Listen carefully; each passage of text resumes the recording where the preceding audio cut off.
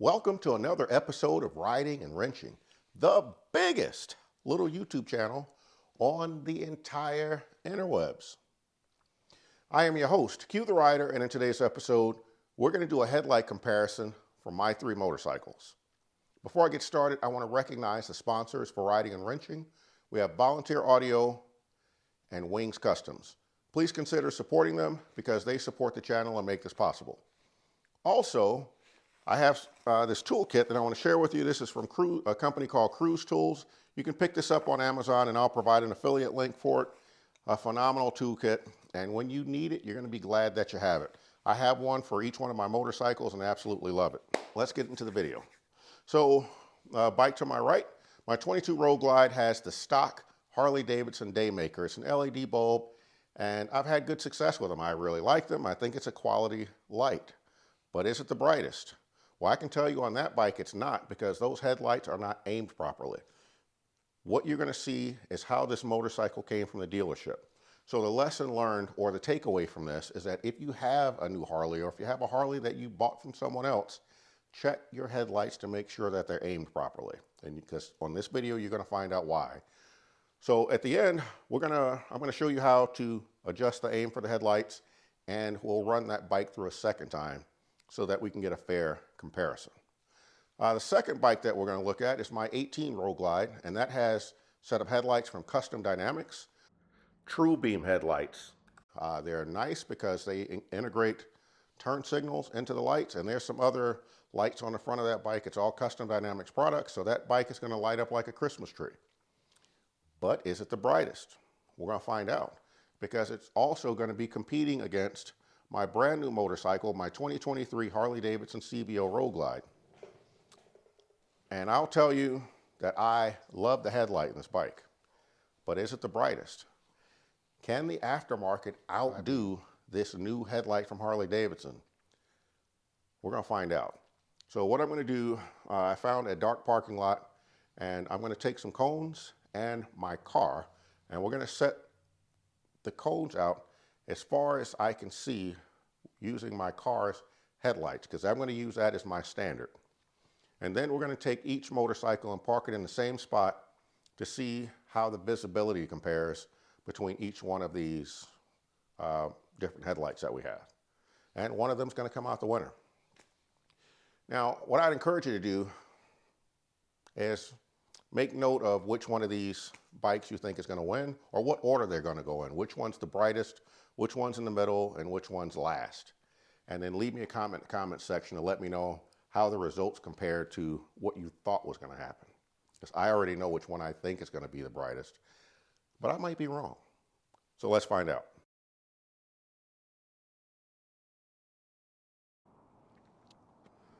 All right, the next test here is my 2018 Road Glide with the Custom Dynamics True Beam headlights. And a couple of things that I noticed right away is I can definitely make out the cones in the distance, and also the cones off to the right over here. I can see both of those very clearly, and the viewing angle, I'm going to have to turn the camera so you can see how wide that is. Look how much farther to the right you can see. I mean, that's probably, God, I don't know, probably 70 degrees off of center. So over this way, going over this way, it's probably 70 degrees. That's really amazing. So these Custom Dynamics lights are phenomenal. I can even make out some of the items in the far distance that I don't think are showing up on film. You can see a little reflected light there, and that's probably at least another 100 yards away from where the cones are here. These are about 200 yards. So yeah, again, the Custom Dynamics lights are performing very, very well. Look at that. That's amazing how far you can see to the left and right. Just a huge, huge difference with these lights.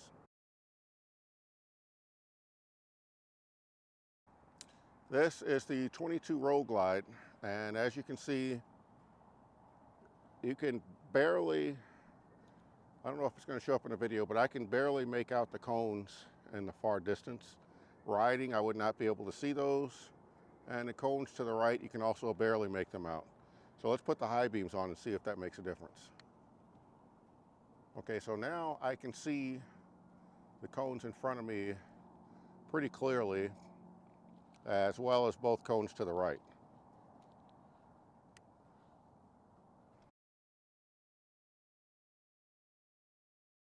All right, so here we are with the 23 CVO, and I will tell you that these lights are actually very good. I can clearly make out my cones, and I can even make out some trees in the far distance. The cones to the right, you can clearly see, and you do have quite a bit more angle over here.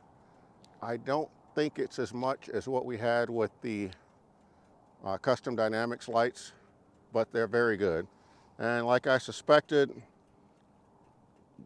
these are probably the best lights of my three, but it's really close between these bikes and the Custom Dynamics, but I'm going to give a slight edge to these bikes, to the CVO. So now let's take a look at the bright lights and see how they look. Also very good, and right in line with the Custom Dynamics because they're lighting up some trees in the far distance there. So I am actually, I'm not going to say I'm pleasantly surprised, but this is the outcome that I was expecting, that the CVO lights would actually be the brightest. And it's just a slight difference though. There's not a huge difference between these lights and the Custom Dynamics lights. And again, the Custom Dynamics lights get the edge off to the side. I'm not sure how valuable those lights are going all the way off to the right, because once something is out in this part of your field of vision, there ain't a whole lot you can do, but you do have that extra visibility with the Custom Dynamics lights. All right, let's get back in the garage and we will wrap this up. All right, so as you can see, my 22 Road Glide, the headlights are aimed horribly.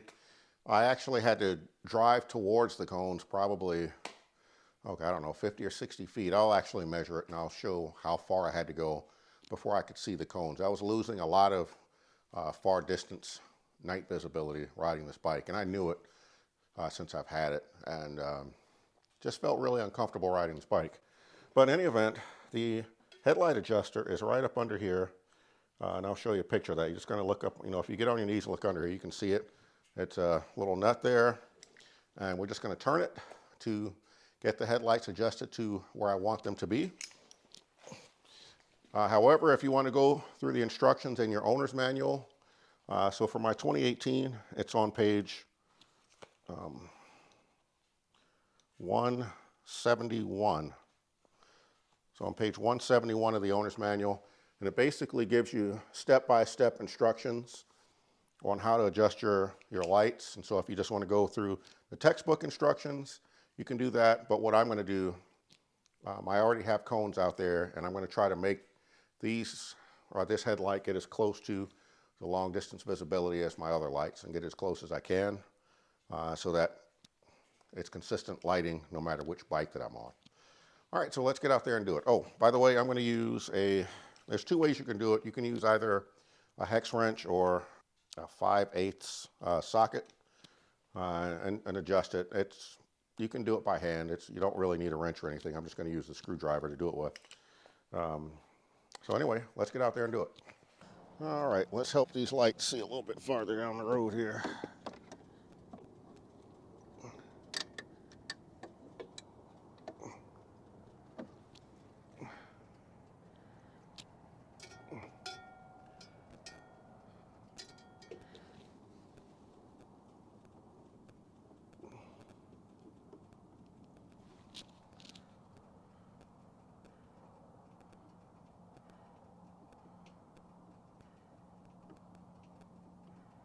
God, I don't know if I'm making a difference. I can't tell.